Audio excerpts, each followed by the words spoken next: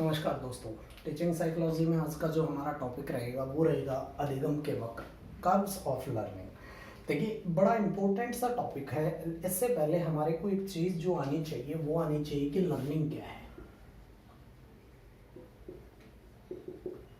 Learning के बारे में हम पहले बात कर चुके हैं, लेकिन थोड़ा सा मैं और बता देता हूँ। ज़्यादा जानकारी के लिए आप पिछले वीडियोस भी देख सकते हैं जिसमें लर्निंग का टॉपिक कंप्लीट है। तो सीखना एक प्रकार की गतिशील प्रक्रिया है जो बच्चा जन्म से लेकर मृत्यु तक, बच्चे के जन्म से लेके एक व्यक्ति की मृत्यु तक हम कुछ न कुछ जीवन में सीखते रहते हैं। सीखने के जो प्रकार हैं वो हम बात कर चुके हैं, फॉर्मल, इनफॉर्मल और नॉन फॉर्मल। तो जिन साथियों ने जो वीडियो नहीं देखा है तो वो वीडियो ज़रूर देख लीजिए। चैनल को लाइक करें, सब्सक्राइब करें और शेयर करें। अब आ जाते हैं हम आज के टॉपिक पे कि कर्व किस तरीके बनते हैं। तो कर्व बनने के पीछे जो कारण है वो कारण है क्या। सबसे पहली चीज़ क्या है कि अनुभवों को उपयोगी बनाना, उनको व्यवहार में ढालना, वो चीज़ क्या कहलाती है, लर्निंग कहलाती है। कि हमारे बिहेवियर में हमारी जो एक्सपीरियंस है वो झलके कि हमने क्या चीज़ें जो है पहले कर चुके हैं और किसी काम को हम कितना अच्छे तरीके से कर सकते हैं। हमारी जो नॉलेज है, नॉलेज के साथ में अंडरस्टैंडिंग और स्किल, इन तीनों का जो मिला हुआ रूप है वो चीज़ क्या कहलाती है, हमारी लर्निंग कहलाती है। और उसकी लर्निंग के बिहाफ पे जब हमने कोई चीज़ जो है सीखी है, उस सीखने के बिहाफ पर हमारे अंदर आने वाला किसी भी तरीके का परमानेंट और टेम्परेरी चेंज जो होता है, परमानेंट और टेम्परेरी चेंज को हम क्या बोलेंगे, लर्निंग बोलेंगे। और अब जो लर्निंग होती है, अगर हम देखें एक छोटा बच्चा किसी भी चीज़ को लर्न करने में कम समय लेगा, लेकिन एक बड़े आदमी को लर्न करने में थोड़ा सा ज़्यादा समय लगता है। क्योंकि ये बात आप कंफर्म करेंगे कि लर्निंग में हर समय स्पीड एक जैसी नहीं रहती। जी हाँ, स्पीड एक जैसी नहीं रहती। स्पीड में क्या पाया जाएगा, डिफरेंस पाया जाता है। कभी आपकी जो लर्निंग होती है वो फास्ट होती है, कभी आपकी जो लर्निंग होती है वो स्लो होती है। तो इस तरीके से स्लो और फास्ट जो लर्निंग है, उस स्लो और फास्ट लर्निंग का हम क्या बना लेते हैं, एक ग्राफ बनाते हैं। जी हाँ, ग्राफ बनाते हैं। उस स्लो और फास्ट लर्निंग के जो ग्राफ है, उस ग्राफ को ही हम क्या बोल देंगे, ये बोलेंगे कर्व। जी हाँ, तो इसको आप बड़े आसान से, लर्निंग कर्व क्या होता है कि graphical representation of slow and fast learning. कभी हम तेज गति से सीख रहे थे तो कभी हम मंद गति से सीख रहे थे। तो उसका जो ग्राफिकल रिप्रेजेंटेशन हमने किया, वो ग्राफिकल रिप्रेजेंटेशन ही क्या कहलाएगा, वो कहलाएगा हमारा कर्व ऑफ लर्निंग। तो कर्व ऑफ लर्निंग में जो स्किनर है, स्किनर कहता है कि किसी भी दी गई क्रिया में उन्नति या अवनति का ब्यौरा, मतलब कि स्किनर के अनुसार होने वाली प्रोग्रेस या कह सकते हैं कि डिक्रीज होना, दोनों के ही रिप्रेजेंटेशन को हम क्या नाम दे देंगे, कर्व नाम देंगे। तो कर्व को हम सीधे ही हम जो मानेंगे वो क्या होगा, दोनों चीजों का, उन्नति व अवनति का ब्यौरा, वो कहलाएगा आपका कर्व ऑफ लर्निंग।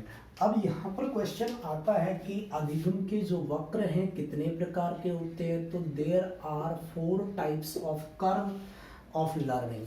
4 टाइप के कर्व हैं और 4 टाइप के कर्व केवल 4 मिनट में ही आपके क्लियर हो जाने हैं। 4 मिनट में कैसे क्लियर हो जाएंगे। सबसे पहला जो कर्व है आपका वो रहेगा सरल रेखीय वक्र। जी हाँ, उसके बाद जो दूसरा आपका कर्व बनेगा वो बनेगा आपका उन्नतोत्तर।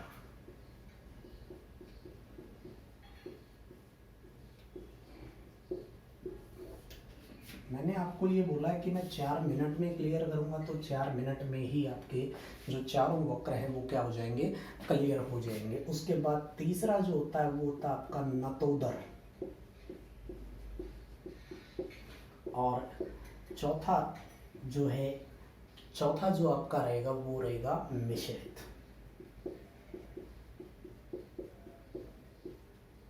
चलिए सबसे पहले हम बात कर लेते हैं स्ट्रेट लाइन।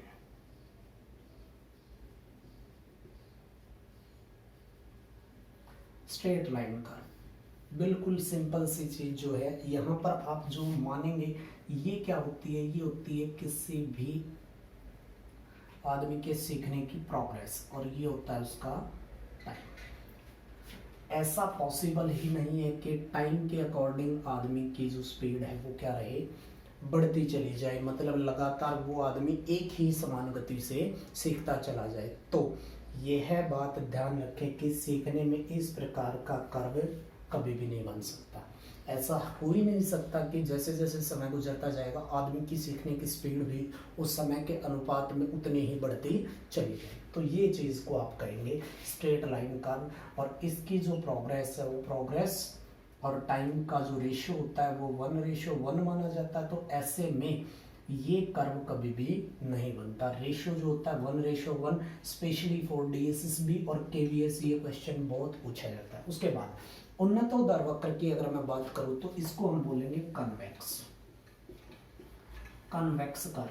और कन्वेक्स कर्व में हम जो चीज़ देखेंगे वो चीज़ क्या है कि टाइम होता है, और इधर क्या था हमारा, इधर हमारा था प्रोग्रेस, और यहाँ पर जो सिचुएशन है वो ऐसे होती है कि जैसे जैसे प्रारंभ में सीखने वाले की जो गति होती है वो तेज होती है, लेकिन बाद में क्या हो जाती है, गति कम हो जाती है। और इसका जो लास्ट जो टाइप है, वो लास्ट टाइप जो होता है वो एक तरीके का क्या बन जाएगा, पठार बनना शुरू हो जाता है। ये चीज़ हम बाद में करेंगे, पहले हम सिर्फ कर्व की बात कर रहे हैं कि सीखने वाले की जो गति है वो समय के साथ साथ एक बार तो तेज चलेगी, लेकिन उसके बाद फिर क्या होती चली जाती है, मंद होती चली जाती है। और इसको हम किस में मान के चलेंगे, इसको हम फिजिकल एक्टिविटीज में मानेंगे कि फिजिकल एक्टिविटी में आने वाले जो चेंजेस हैं वो सारे के सारे क्या होंगे, कन्वेक्स कर्व बनते हैं। और इस प्रकार के जो कर्व होते हैं उसको आप क्या बोलते हो, ऋणात्मक भी बोलते हो।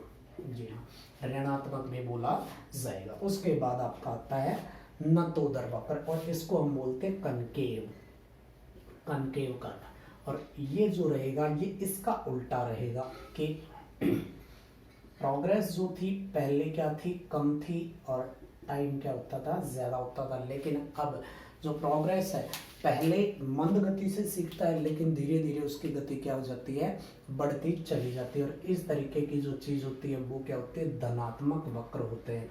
और एक समय आने के बाद ये जो स्पीड है ये क्या हो जाएगी, एक जगह क्या हो जाती है, जो एस्टेब्लिश हो जाती है। और इसका जो एग्जाम्पल है वो है टाइपिंग सीखना। जी हाँ, टाइपिंग सीखते समय शुरुआत में हमारे को प्रॉब्लम्स आती हैं, लेकिन एडजस्टमेंट होने के बाद हमारी स्पीड धीरे धीरे क्या हो जाती है, बढ़ जाती है। और शारीरिक जो क्षमता है उस क्षमता के अनुरूप हम जो है अपनी टाइपिंग स्पीड बना लेते हैं। उसके बाद आ जाएगा आपका मिश्रित, इसको आप बोलेंगे मिक्स कर्व, और मिक्स कर्व को आप एस रेखीय भी बोलते हैं। और इसको हम क्या बोलते हैं कि ये इधर वाले और इधर वाले कनकेव और कॉन्वेक्स का क्या है, मिक्सचर है। इधर प्रोग्रेस है, इधर टाइम है, तो कभी स्पीड ज़्यादा कभी स्पीड कम, इस तरीके का जो है कर्व बनता है। और इसको आप जो है सही तरीके अगर देखें तो सही जो इसका आकार रहेगा वो आकार ये रहता है कि शुरुआत में जो स्पीड है वो क्या थी, कम थी, लेकिन फिर एकदम बढ़ गई, फिर कम हो गई, और फिर इस तरीके से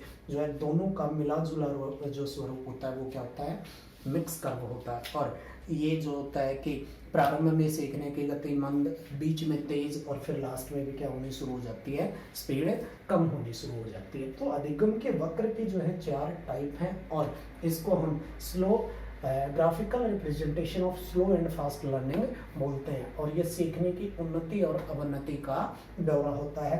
तो ये है हमारा पूरे का पूरा जो टॉपिक है वो है अधिगम के वक्र। इसके बाद हम जो नेक्स्ट टॉपिक करेंगे वो करेंगे अधिगम में पठार। अधिगम के पठार किस तरीके बनते हैं, प्लेट्यूज इन लर्निंग बनते किस तरीके, उसके रीज़न क्या है, उसको तोड़ने के लिए आपको एज अ टीचर क्या काम करना चाहिए। तो चैनल को लाइक करें, सब्सक्राइब करें, शेयर करें, और अपने कमेंट्स फीडबैक के रूप में ज़रूर देते रहिए, जिससे कि हमारे को लेक्चर और बेहतर बनाने में सुविधा मिले। धन्यवाद।